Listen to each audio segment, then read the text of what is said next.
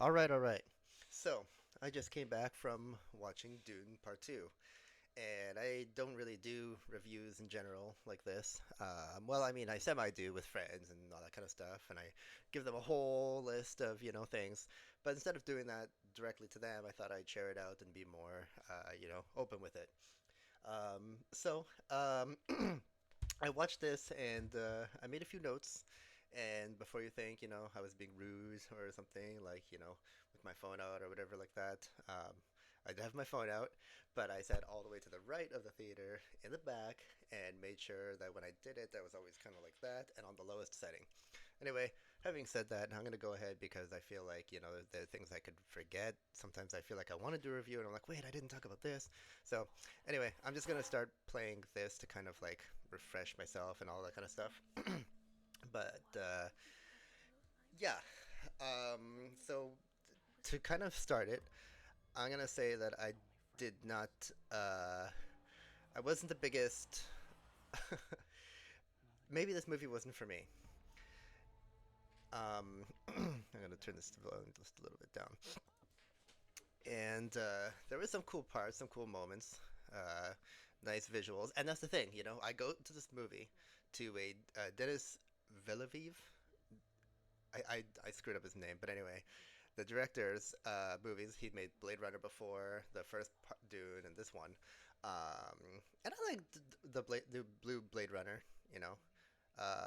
It felt cohesive. Is that the word?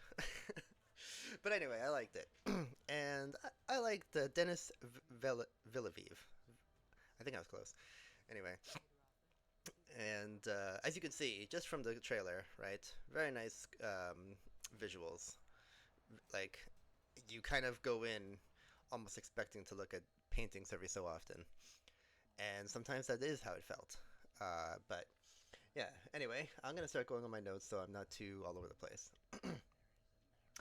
So yeah, I already talked about the good visuals, great cinematography. Um, it really starts off strong with really nice. And that's the thing. I don't know if I want to get into the biggest spoilers here, but I'm going to definitely tiptoe around that kind of stuff. Um, but yeah, anyway, there was parts where once because there's two sides, and I also have to say I'm not the biggest Dune guy. Like I don't have the Dune posters on my wall, and I don't follow it so well. So I didn't even know that it's even supposed to take place on Earth or not, right? But I feel like a lot of people are going to go into it thinking with my kind of style or my kind of same mindset.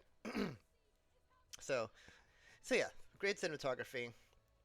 And I was gonna get into the whole beginning part with the jetpacks because it just made for a very nice visual. Like it's I don't want to say the word ingrained in my brain because it wasn't that powerful. It was just a very compelling shot. Uh, so yeah. Hold on a sec here. I'm just going to I like typing in B-roll because it's always fun to see like how they do things in the back. Hopefully it doesn't spoil too much of the magic, but anyway. So, um, here, what I want to add here. So, Dave Bautista had good acting. He's really good angry. Really, I bought it. Yeah, you feel a little, you feel his anger, so that's the great thing, right? Didn't expect uh, good um, good passion from Dave Bautista from small little scenes that he's in. um, Yeah, I commented on here that there was like Oppenheimer kind of related effects. Like sometimes they talk about science parts. Excuse me. They talk about like science parts in Oppenheimer if you've seen it, and there's like cutaways to like sparks or like liquid filling jars and stuff like that. So this movie had a few of those. So I just wanted to point that out. One nice big thing I'll say is that actually uh, there's a whole language that they speak in this movie, and the way it's portrayed, I feel like they like that's an extra step of acting that they have to do, right? They have to think about. It's almost like they don't know what each other is basically saying because it's another language, right? But then at the same time, they all react appropriately, and they all repeat. It's a room full of even extras or whatever, right? So obviously, it could be ADR or whatever. But the point is that it all felt very believable living in this world like that. So I thought that was kind of cool. Having said that, it didn't feel like a lived world. Like you didn't see how they eat, how they go to the bathroom, how they go shopping, stuff like that. So very dull sometimes of a world. So yeah. Um, okay, this isn't a spoiler, but basically there's a part where our main character, uh, Timothy, there's a part where he has to like start to be part of the other side because he comes back um, as an enemy and living with these desert people basically, and he has to go through trials, and one of the trials is being able to cross a desert. And I was like, oh wow, this sounds kind of cool. We'll see more of the world, right? And then it's like, he goes a little bit, and it's like kind of nightish. They give him food in a tent, and then hopefully the voice isn't distracting in this. By the way, I'm gonna maybe do another trailer instead of that. Sorry. Um, so yeah, he goes out in the desert, not even where the worms are, and uh, and then it goes to the next scene. Okay, we're gonna come back to it, and then we come back to it. It's like it's a whole other thing. He's already done it. He's completed it, and now he's like doing a mission with them. So that was a big escalation. And I know it's already a 3-hour movie, but I mean, they're already making a third anyway, so why not do that? Hopefully that's not spoilers, but I'm sure it's not. Um, yeah, so there's a part. Yeah, it's gonna be hard to talk about this without spoilers, so I'm gonna have to say spoilers in the title. But he keeps talking about the people keep talking about a prophecy, and there's a part where he has to again prove himself by riding a worm. And when he learns how to actually do it, he has to put in practice and actually do it. And then he's expected to do it, basically, right? There's a lot of characters revolved around him to hope that he does it. That scene is. but but they were talking about the prophecy, and for some reason, when he does this, the thing that he was expected to do was ride the worm. It was like, okay, they mentioned it was a little bit of a bigger of a worm, but riding the worm, and he does it as everyone expected, and then they all of a sudden say, "Oh, he is the prophecy. He is the one." It's like, well, I mean, he just did the thing he's supposed to do anyway. So I don't know, like how that proves he's the one in that way. I know the previous movie talks about that kind of stuff too, and how it almost says like he basically is the one or whatever. But I just thought that was a little silly that they were saying about the worm riding was like, okay, that's it. He is the one. So yeah. Um, and then the worm. So they make this worm to be really scary, right? And in the first one, really like you don't want to fuck with this thing. And then now we see it. Not only people are riding it, which is fine, but the fact that people are using it like a literal bus. Like there's people in carriages and just civilians sitting on this big worm, just riding. So I don't know. That was very strange to me. um, all right, going down. So now our main character has now a desert name, right? And it's Wadib, which means the little desert mouse. And it's kind of a cool, nice written scene where they talk about the mouse being actually not like he said mouse at first, sarcastically, ironically, to say like, oh, what's a name, right? That doesn't mean, you know, how can I say? He didn't mean to make it a powerful name at first. He was just talking about uh, making fun of the enemy, of saying like he's a little mouse and they can't defeat the mouse. Hold on. I'm just gonna do another little trailer here. IMAX trailer. There we go. Yeah. So where was I? Where was I?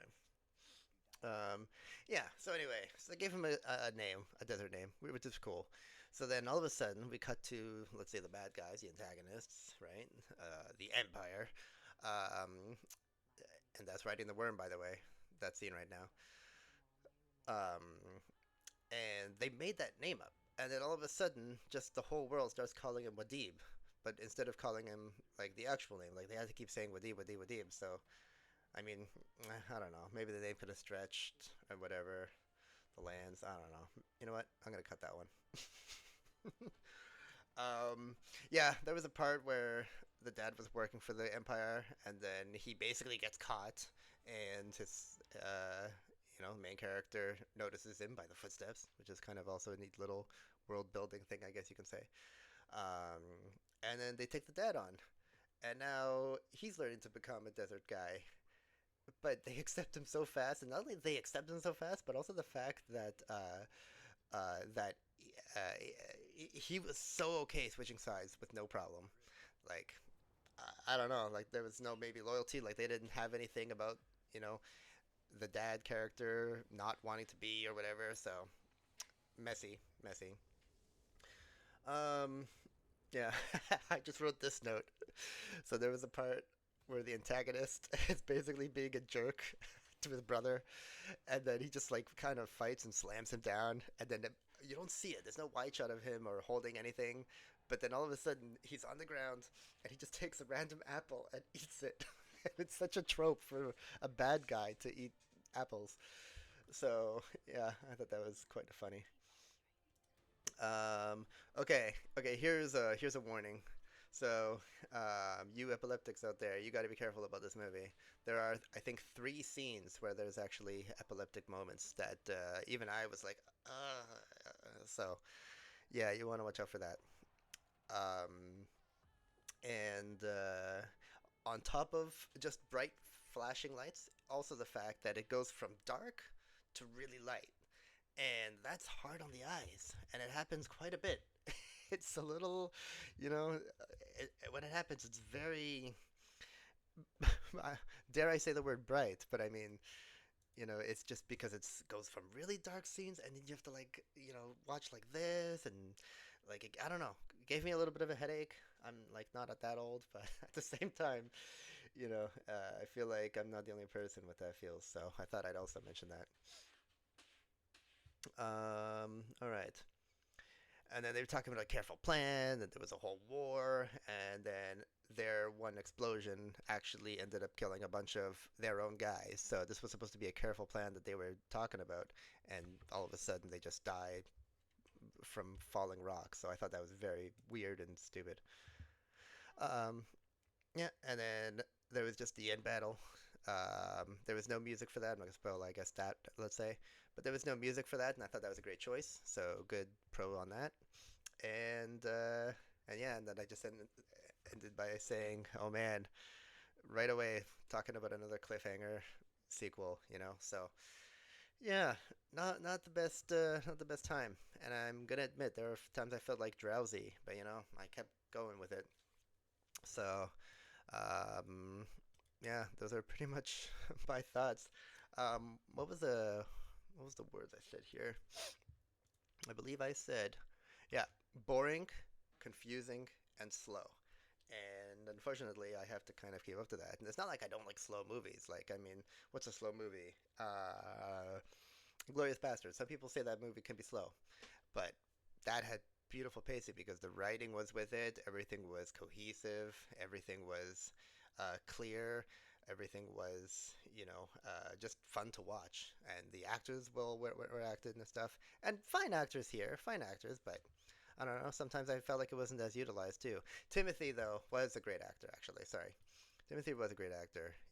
When he gets menacing, it gets also uh, scary too. So thrilling, I should say. So yeah, I don't know if I want to mark this like a 1 out of 10 kind of thing, right? Like if I were to just on the spot think about it, I feel like I would give it a mid to low 6, just because of the pacing, the confusion, and there were parts that were slow where I felt like could have been easily entertained with like things like I said, him walking through the desert and actually having a whole not a whole adventure, but at least like a 10-minute fun segment, you know. So yeah, but beautiful visuals. So mid 6. But I mean, visuals belong on like paintings. And I mean, I'm not saying that, not just that like Mad Max was a painting movie, but that was very fun, very exciting, well paced, and yeah, great, great movie. So, you know, funny I'm comparing Mad Max to Dune, both being desert movies. But anyway, that's my thoughts. I thought I would share, and hopefully my mic is being picked up well enough. And I said I was gonna cut some things, but fuck it. I'm just gonna make it raw so I don't have to worry about editing. So there you go. Bah. I don't know why. I don't have an ending for this.